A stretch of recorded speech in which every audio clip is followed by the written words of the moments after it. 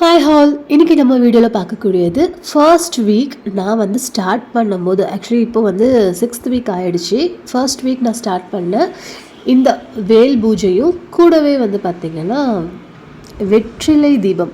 S, கரெக்டாக தான் சொல்கிறேன்னு நினைக்கிறேன். எஸ், இந்த பூஜை தான் வந்து ஸ்டார்ட் பண்ணும்போது அபிஷேகத்தோடு ஸ்டார்ட் பண்ணணும் அப்படின்னு வந்து சொல்லியிருந்தாங்க. ஓகே, நான் ஒரு 5, அதாவது பாலபிஷேகம், சந்தனம், குங்குமம், மஞ்சள், பன்னீர், ஸோ இது 5 எடுத்துக்கிட்டேன் ஸ்டார்ட் பண்ணும்போது. நான் பூஜை ஸ்டார்ட் பண்ணும்போது பார்த்திங்கன்னா என்கிட்ட வந்து பூஜை பொருள் பெருசாக எதுவுமே இல்லை. நான் எப்போவுமே வந்து டெய்லி விளக்கேற்றிடுவேன். அதே மாதிரி வந்துட்டு சாமிக்கு தண்ணி வைப்பேன். கூட கொஞ்சம் ஏதாவது இருந்தது அப்படின்னா ஸ்வீட்ஸு இல்லை ஏதாவது ஒன்று வச்சுடுவேன். கற்கண்டோ இல்லை சின்ன சின்ன இந்த சாக்லேட் மாதிரி வரும் இல்லையா, அந்த மாதிரி ஏதாவது ஒன்று வச்சுடுவேன். இல்லை நட்ஸ் இந்த மாதிரி வச்சுடுவேன். ஆனால் பூஜை ஸ்டார்ட் பண்ணதுக்கப்புறம் நிறைய விஷயங்கள் வந்துட்டு நான் யூடியூப் மூலியமாக தான் தெரிஞ்சுக்கிட்டேன். ஓகே, என்னெல்லாம் பண்ணணும், என்னெல்லாம் நம்மக்கிட்ட இருக்கணும் அப்படின்னு சொல்லிட்டு பார்த்துட்டு, ரொம்ப வருஷத்துக்கு முன்னாடி நான் சாய்பாபாவுக்கு வியாழக்கிழமை ஆனால் வந்து அபிஷேகம் பண்ணி பூஜை பண்ணிகிட்டு இருந்தேன். அதுக்கப்புறம் வந்துட்டு காலேஜு, ஒர்க்கு அப்படின்னு சொல்லிட்டு சில விஷயங்கள் அப்படின்னு நம்ம டிப்ரெஷன்லாம் போயிட்டோம்னா எதுலேயுமே நம்ம கண்டுக்க மாட்டோம் இல்லையா. ஸோ அந்த மாதிரி இருக்கும்போது நான் வந்து அப்படியே அதை விட்டுட்டேன். இப்போது ரீசெண்டாக வந்துட்டு ஒவ்வொரு பூஜையாக நான் வந்து எடுத்து பண்ணும்போதும், ஒவ்வொரு பூஜை விரதம் நான் இருக்கும்போதும் வந்து அகெயின் இந்த அபிஷேகத்தை ஸ்டார்ட் பண்ணிட்டேன். இது லைஃப் லாங் நான் விடக்கூடாது அப்படிங்கிறது. அண்ட் காலையில் இந்த செவ்வாய்க்கிழமை தான் வந்து நம்ம வெற்றிலை தீபம் ஏற்றுவோம். அது 3 நேரம் நம்ம வந்து பண்ணலாம். காலையில் வந்துட்டு 6 to 7, மதியம் 1 to 2, அண்ட் ஈவினிங் டைமில் வந்து 8 to 9. எஸ், ஆனால் எனக்கு வந்துட்டு மார்னிங் எப்போவுமே அந்த ஃப்ரெஷ்ஷாக எந்திரிச்ச உடனே வந்து கோவிலுக்கு போகிறது, அதே மாதிரி பூஜை முடிக்கிறது அப்படிங்கிறது அந்த டேவே எனக்கு வந்து ரொம்ப பாசிட்டிவாக இருக்கும். அண்ட் ரொம்பவே வந்து சுறுசுறுப்பாக நான் வந்து ஃபீல் பண்ணுவேன். அப்படி இருக்கும்போது நான் ஒரு 4 or 4:30க்கு எழுந்திரிச்சு ஃப்ரெஷ்ஷப் ஆகிட்டு குளிச்சுட்டு அதுக்கப்புறம் வந்துட்டு பூஜை ரூம்லாம் க்ளீன் பண்ணிடுவேன். க்ளீன் பண்ணிவிட்டு நான் வந்து இந்த மாதிரி அபிஷேகம் முடிச்சுட்டு கரெக்டாக 6லேருந்து 6:30க்குள்ளே தீபம் ஏற்றணும் அப்படின்னு நான் நினைப்பேன். பிரம்ம முகூர்த்தம் டைம் அப்படிங்கிறது நான் எப்போவுமே எழுந்து யூனிவர்ஸ் கிட்ட பேசுகிற டைமு, என்னுடைய ப்ரேயர்ஸை கொடுக்குற டைமு. ஒரு 3:30 இருந்து நான் எந்திரிச்சிப்பேன். அப்படியே ஒரு 4:30க்குள்ளே உட்காந்து என்னோடய ப்ரேயர்ஸை வந்து நான் யூனிவர்ஸ் கிட்ட கொடுப்பேன். அது வந்துட்டு இப்போ ஒரு கடந்த சில வருஷங்களாக நான் பண்ணுறது வந்து எனக்கு நல்ல சேஞ்சஸ் தெரியுது. ஸோ நீங்கள் வேண்டுறது, நீங்கள் ப்ரே பண்ணுறது நியாயமாக இருக்குது, அடுத்தவங்களுக்கு எந்த ஒரு ப்ராப்ளம் கொடுக்காம, ஸோ அடுத்தவங்களுக்கு கெடுதல் இல்லாமல், நெகட்டிவிட்டி இல்லாமல், நீங்கள் உங்களுடைய கொஞ்சம் ஹார்ட் ஒர்க்கும் கொடுத்து நீங்கள் பண்ணுற மாதிரி இருக்கக்கூடிய எந்த ஒரு ப்ரேயர்ஸுமே கண்டிப்பாக நடக்கும். அதனால் முடிஞ்சால் உங்களால் அந்த டைமில் எந்திரிக்க முடியும். எந்திரிச்சு குளிக்கணுமா, ஸோ நான் வந்துட்டு இப்படி பண்ணணுமா, அப்படி பண்ண எந்த ஒரு ரூல்ஸுமே கிடையாது. ஜஸ்ட் உட்கார முடியல அப்படின்னா நீங்கள் ஜஸ்ட் கண்ணு திறந்து இருக்கணும். அதாவது நீங்கள் வந்து முழிச்சு இருக்கணும் அப்படிங்கிறது மட்டும்தான். வானத்தை பார்த்தோ இல்லை வந்துட்டு உங்களுக்கு பிடிச்ச கடவுளை வந்து வேண்டிட்டு யூனிவர்ஸ்க்கு தேங்க்ஸ் சொல்லுங்கள். ஸோ ஃபஸ்ட்டு தேங்க்ஸ் நம்ம சொல்கிறதுக்கு கற்றுக்கிறதே இல்லை அப்படின்னு தான் நான் நினைப்பேன். நிறைய பேர் ஏதாவது ஹெல்ப் பண்ணால் கூட தேங்க்ஸ் சொல்கிறதுக்கு யோசிக்கிறாங்க, சொல்லவே மறந்துடுறாங்க. அப்படி இருக்கும்போது எல்லா விஷயங்களுக்கும் ஸ்மைல் பண்ணுங்கள், எல்லா விஷயங்களுக்கும் தேங்க் பண்ணுங்கள். ஸோ அந்த மாதிரி அண்ட் ப்ளீஸ் அப்படிங்கிற ஒரு வேர்டை வந்துட்டு நம்ம லைஃப்பில் நம்ம நிறைய யூஸ் பண்ணணும் அப்படின்னு நான் நினைப்பேன். இது எல்லாருக்கும் பொருந்துமான்னு தெரில, பட் நான் வந்துட்டு யூஸ் பண்ணிகிட்ருக்கேன். அப்படி இருக்கும்போது நான் வந்துட்டு இந்த லைஃபுக்கு நிறைய நல்ல விஷயங்கள் நடக்கிறதுக்கு வந்து யூனிவர்ஸ்க்கு தேங்க் பண்ணுவேன். அதே மாதிரி என்னுடைய சில கோரிக்கைகளை வந்து ஏற்றுக்கோங்க, அதுக்கு நான் ஹார்ட் ஒர்க் பண்ணும்போது என் கூட இருங்க அப்படின்னு சொல்லிட்டு யூனிவர்ஸ் கிட்ட நான் என்னோடய ப்ரேயரை வந்து கொடுப்பேன். ஸோ இது கண்டினியூஸாக பண்ண எப்படி ஆயிடுச்சு அப்படின்னா வந்துட்டு அது என்னோடய மைண்டில் ஃபிக்ஸ் ஆகிடுச்சு. அதுக்காக நான் வந்துட்டு என்னை வந்து தயார்படுத்திக்கிற மாதிரி ஆயிடுச்சு. ஸோ அந்த விஷயம் எனக்கு ரொம்பவே பிடிச்சிருந்தது. வெற்றிலை எடுக்கும்போது வந்து பார்த்திங்கன்னா ஒரே மாதிரி வெற்றிலை எடுத்துக்கோங்க. அதில் வந்து எந்த ஒரு டேமேஜும் இல்லாத மாதிரி நல்லா வாஷ் பண்ணிவிட்டு அந்த காம்பை எடுத்துட்டு அதுக்கப்புறம் அதில் வந்துட்டு மஞ்சள், குங்குமம் 2 பக்கமும் எடுத்து, ஸோ அந்த காம்பு இருக்கிற இடம் வந்துட்டு உள்ளே இருக்கிற மாதிரி தட்டுக்குள்ளே வைக்கிற மாதிரியும், பின்னாடி அந்த என்ன சொல்கிறது கூரான ஒரு பகுதி வரும் இல்லையா, அது வந்துட்டு திருப்பி இருக்கிற மாதிரி வச்சுக்கணும். எனக்கு வந்து ஒரு கண்டினியூஸ் 2 வீக்ஸ் வந்து இது கன்ஃபியூஸ்டாகவே இருந்தது. இது கரெக்டாக நம்ம பண்ணுறோமா, இது இப்படி வருமா அப்படி வருமா அப்படின்ட்டு. அப்புறம் பழக எனக்கே வந்துட்டு சரியாக போயிடுச்சு. ஸோ நான் ஸ்டார்ட் பண்ணும்போது என்கிட்ட எந்த ஒரு பூஜை பொருளும் இல்லை, ஃபஸ்ட்டு வேல் கூட இல்லை. ஒவ்வொன்றா ஒவ்வொரு கோவிலுக்கு போக போக நம்ம நினைக்க நமக்கு வேணும் அப்படின்னு நம்ம நினச்சிட்டோம் அப்படின்னா நம்ம எப்படி நினைக்கிறோமோ அதை விட கடவுள் வந்துட்டு நமக்கு அழகாகவே ஒன்று வந்து அமைச்சு கொடுக்குறாரு. ஸோ அந்த மாதிரி தான் நான் நினச்சி பார்க்காத இந்த பூஜை திங்ஸ் எல்லாமே நான் வந்து வாங்கிட்டேன். இப்போ வந்து இது வந்து ஃபர்ஸ்ட் செகண்ட் வீக்கில் இருக்கும்.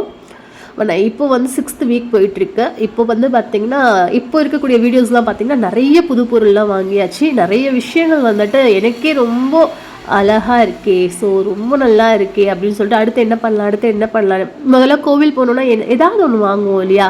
ஆனால் இப்போ வந்து கடவுள் ஜாமான் என்ன வாங்கலாம், ஸோ என்ன பூஜை பொருள் தேவைப்படுது, ஸோ இதுக்கு என்ன பண்ணலாம் அதுக்கு என்ன பண்ணலாம் அப்படின்னு சொல்லிட்டு மன அமைதி அதிகமாக இருக்குது. நம்ம வேண்டுதல் தானாகவே நடக்கும். இருந்துமே வந்துட்டு இப்போ நிறைய பேருக்கு மன அமைதி அப்படிங்கிறது இல்லாமல் இருக்கும், நிறைய குழப்பங்களோட இருக்கும், தெளிவான ஒரு முடிவு எடுக்க முடியாத அளவுக்கு இருக்கும். எல்லாரும் இருப்பாங்களான்னு தெரியல. சில பேர் என்ன மாதிரி இருந்தீங்க அப்படின்னா அவங்களுக்கு இந்த மாதிரி பூஜைகள் உங்களுக்கு என்ன பிடிக்குதோ, பூஜைகள் மட்டும் இல்லைங்க, உங்களுக்கு என்ன பிடிக்குதோ அதில் உங்கள் மைண்டை கொண்டு போங்க. கண்டிப்பாக வந்துட்டு அது நல்லதே நடக்கும். ஸோ நான் வந்து இந்த ஃபியூ இயர்ஸில் வந்து ரொம்ப நிறைய விஷயங்கள் வந்து கற்றுக்கிட்டேன். யாரையும் ஹர்ட் பண்ணாமல் பேசணும். ஸோ அதே மாதிரி நம்மளையும் யாரும் ஹர்ட் பண்ணக்கூடாது, அது ஒரு மெயினான விஷயம். ஸோ ஒரு சிலருக்கு நமக்கு பிடிக்கலை, நமக்கு அவங்க செட் ஆக மாட்டோம். இந்த யூனிவர்ஸில் இருக்க எல்லாருக்கும் பிடிச்ச மாதிரி இருக்கணும் அப்படின்னா அது முடியாத விஷயம். இந்த முட்டாள்தனத்தை நான் ரொம்ப வருஷமாக கடைப்பிடிச்சிட்டு இருந்தேன், எல்லாருக்கும் பிடிச்ச மாதிரி நம்ம இருக்கணும் அப்படின்ட்டு. ஆனால் அது கொஞ்சம் நாளைக்கு அப்புறம் தான் எனக்கு தெரிஞ்சது அந்த மாதிரி யாராலையும் இருக்க முடியாது அப்படின்னு சொல்லிட்டு. ஸோ அதான் முடிஞ்ச அளவுக்கு உங்களை சுற்றி இருக்கிறவங்கள வந்துட்டு நீங்கள் கஷ்டப்படுத்தாதீங்க, அவங்கள வருத்தப்பட வைக்காதீங்க. அதே மாதிரி உங்களையும் யாரும் வருத்தப்பட வைக்காத அளவுக்கு நீங்களும் வந்து பார்த்துக்கோங்க. ஸோ மெயினாக வந்துட்டு நான் ஸ்வீட் வந்து வாங்கி வச்சுட்டேன். ஃபஸ்ட்டு எனக்கு கொஞ்சம் அந்த மார்னிங் டைமில் என்ன பண்ணுறது அப்படிங்கிறது தெரியல, ஏந்திரிக்கிறதே கொஞ்சம் கஷ்டமாக இருந்தது.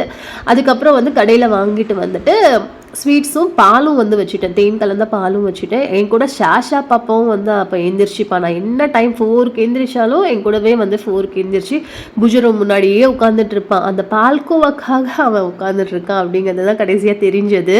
நான் பூஜை பண்ணி இப்படி வெளியில் வந்தோம் அப்படின்னா ஒவ்வொரு பால்கோவா காணாமல் போகும். நான் கூட சரி கடவுள் சாப்பிட்டாரோ அப்படின்னு கொஞ்சம் லைட்டாக சந்தோஷப்பட டைமில் பார்த்தா ஷாஷா குட்டியோட வேலையாக இருந்தது. பூஜை இதை முடிச்சுட்டு கரெக்டாக எனக்கு 6லேருந்து 6:30க்குள்ளே நான் வந்து விளக்கேற்றணும் அப்படின்னு நினைப்பேன். அது முடிஞ்சதுக்கப்புறம் நான் என்ன பண்ணுவேன் அப்படின்னா உடனே சாமி பாட்டை ஃபஸ்ட்டு நான் போட்டுருவேன். அப்போ தாங்க நம்ம மனசில் வந்து அது இதுன்னு ஏதாவது ஒன்று யோசிச்சுட்டே இருப்போம். அதை வந்து டைவெர்ட் பண்ணுறதுக்கும் என்ன பூஜை பண்ணுறோமோ அவருக்கு ஏற்ற மாதிரி ஒரு பாடலை போட்டு நம்ம பாடிட்டே பண்ணும்போது வந்து பார்த்திங்கன்னா வேறு எந்த மைண்ட் செட்டும் எந்த தாட்ஸுமே நமக்குள்ளே இருக்காது. அதுக்கு தான் மெயினாக பூஜை முடிச்சுட்டு நான் என்ன பண்ணுவேன் அப்படின்னா கந்தசஷ்டி கவசம் படிப்பேன். ஸோ இந்த புக்கு வந்து பார்த்திங்கன்னா ரொம்ப வருஷத்துக்கு கிட்டத்தட்ட வந்து ஒரு 15 வருஷத்துக்கு முன்னாடி வாங்கின புக்கு அப்படின்னா பார்த்துக்கோங்க. இந்த புக்கை நான் வந்துட்டு ஒரு 2 டைமோ 3 டைமோ எனக்கு ஞாபகம் இருந்து சொல்கிறேன்.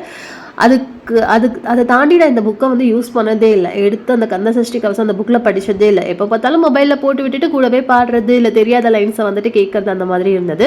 ஆனால் மகா கந்தசஷ்டி விரதம் எடுத்த அந்த இதில் இருந்தும் அண்ட் இந்த பூஜை ஸ்டார்ட் பண்ணி அதாவது வெற்றிலை தீபம் பூஜை ஸ்டார்ட் பண்ணதில் இருந்தும் இந்த புக்கு அண்ட் இப்போ புதுசாக 2 புக்கும் வாங்கியிருக்கேன்.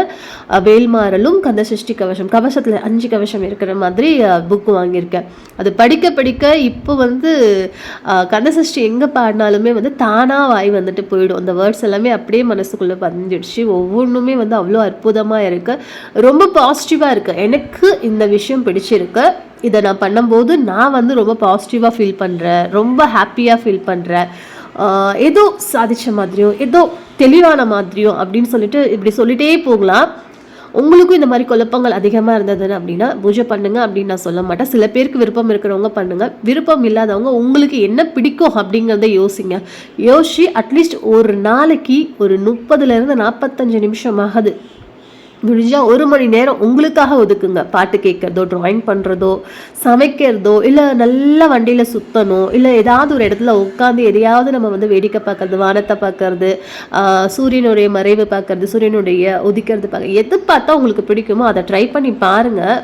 லைஃப்பில் நிறைய சேஞ்சஸும் ஃபஸ்ட்டு உங்களுக்குள்ளே ஒரு சேஞ்சஸ் வரும் பாருங்கள், அது அவ்வளோ நல்லா இருக்கும். இதைத்தான் நான் உங்கள் கூட வந்து ஷேர் பண்ணணும் அப்படின்னு நினச்சேன்.